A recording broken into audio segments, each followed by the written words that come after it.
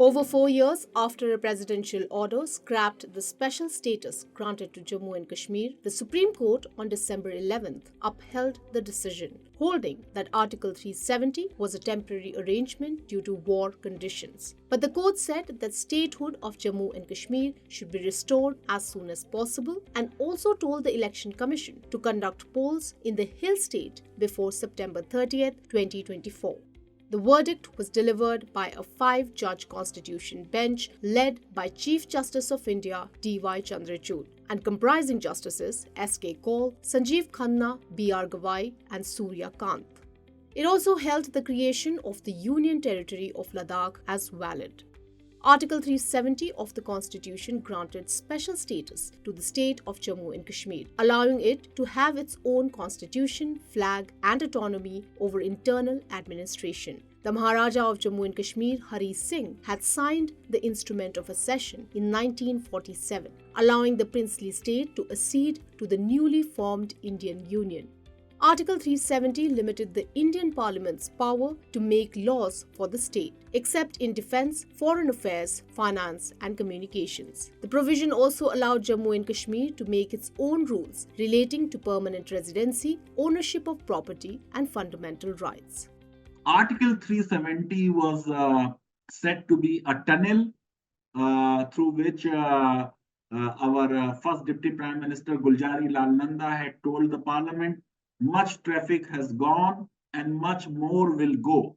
It was said to be an empty shell because almost the entire Indian constitution was extended already to the state of Jammu and Kashmir through Article 370, and the Supreme Court has now accepted that the integration of Kashmir with Republic of India was complete by Article 3 of the J&K Constitution.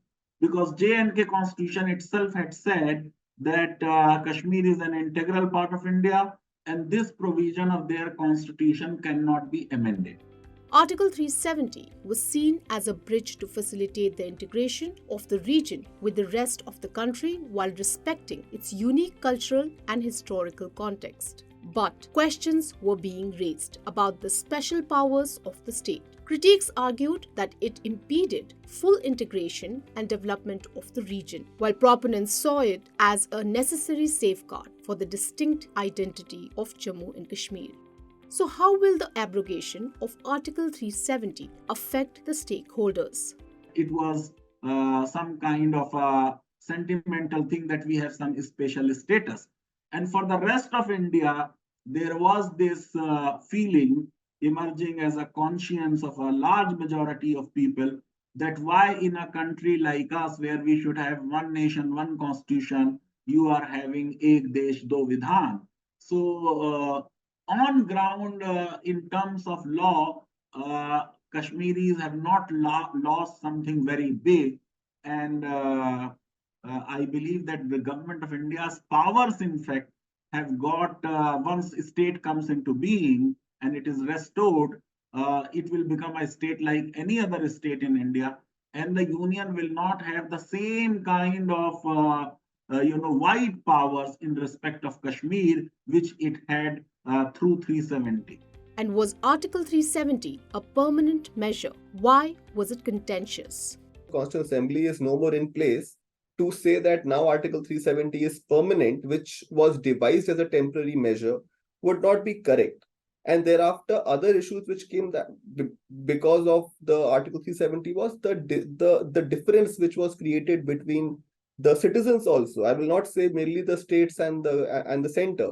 Even for the citizens, the difference created, for example, your right to state, your right to property, your right to citizenship, a lot of things came into picture. I mean, the Kashmiri residents were not, even fundamental rights were given or not given was a question because they had a separate constitution altogether. They were saying that they could not have done so because the Constituent Assembly consent was required and there was no Constituent Assembly, so they could not have done so.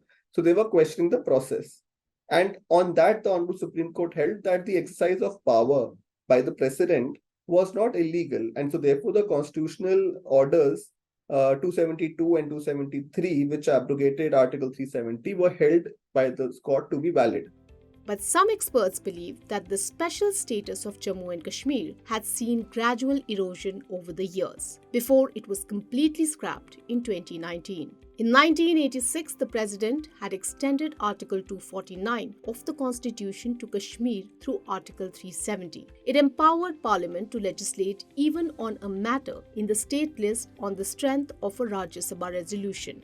In the epilogue of his judgment, Justice Sanjay Kishan Kaul, who belongs from Jammu and Kashmir, recommended establishing a Truth and Reconciliation Commission to probe and report on the violation of human rights perpetrated by both state and non-state actors in the state since the 1980s. Justice Kaul said that it's important for the wounds to heal and recommend measures for reconciliation.